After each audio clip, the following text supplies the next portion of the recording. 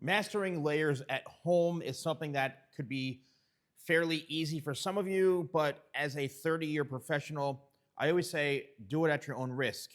And I'm going to be posting a lot more of these because it seems like a lot of you want to watch videos about doing layers at home and understanding, the process. Now, if you are cutting someone's hair at home, like you're doing it on someone, makes life a lot easier. Doing it yourself, you can follow along. However, again, it becomes somewhat challenging versus a hair professional doing it. So always try to find a hair professional who knows what they're doing, because that's a challenge in itself. But, again, do it at your own risk.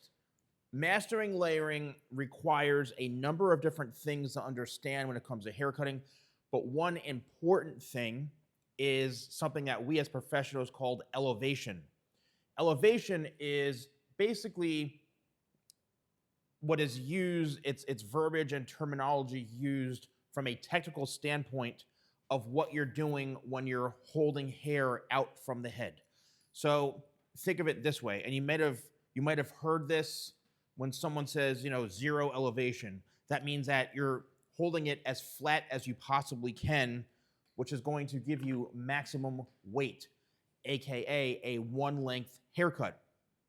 This hair from the scalp here on top travels all the way down, no layering, that's zero elevation, it's just cut very bluntly.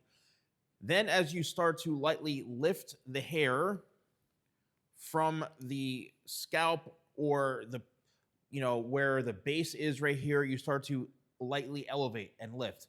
Elevation is, think of an elevator, it's going up or down. So we're going up or down. And what that does is the more you elevate the hair, the more you remove weight. And that's why layering, which is a technique, is designed to, guess what? Remove weight. So when you're holding the hair straight up like this, when you're combing it and cutting it straight across, you're removing a lot of that weight because you're elevating it at a certain angle. So when it falls very softly.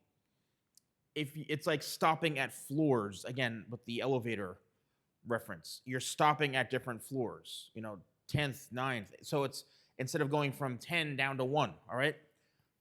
If you are to maybe not elevate, the hair so much, it's going to create a different shape. So think of elevation as lifting hair from the head.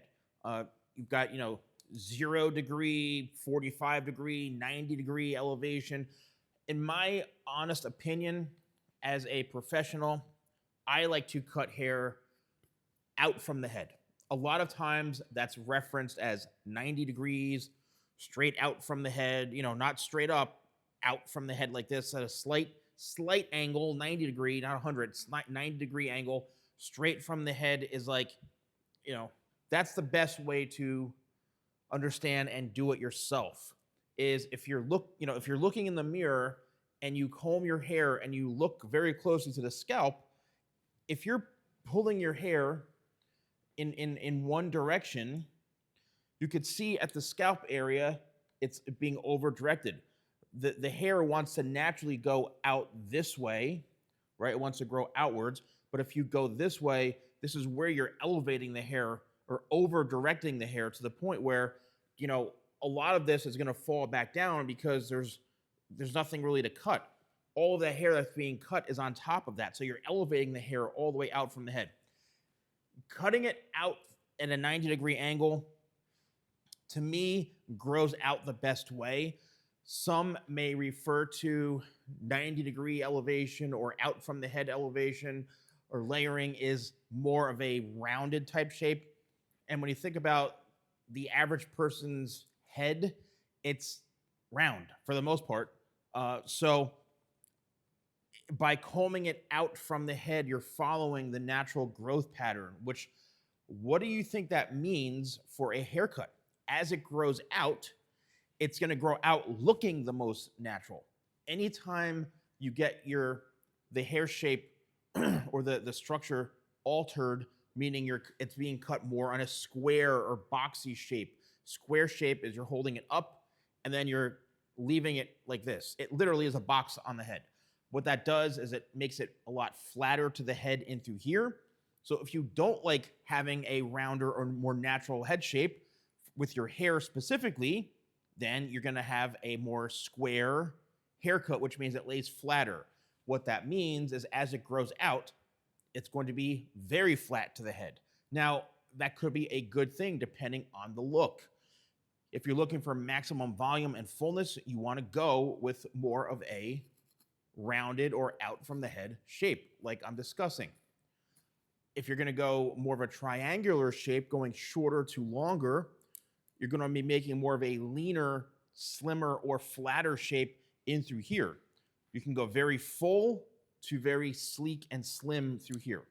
So depending on how the hair is being elevated, depending on how you're holding it out from the head, that is going to determine how your hair shape is.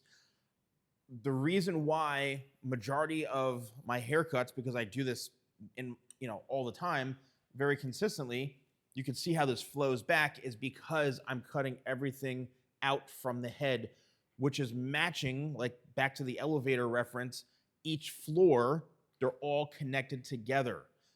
Because of the elevation that I'm doing it properly and in a way where it connects everything. So when you're cutting your hair at home, always be conscious of how high are you holding it up from the scalp, because that's going to determine the length. So if you hold it up here, and it's going to fall right here. So if you want to see those feathered layers up here, then you try to match it up, and you can do that before you cut it.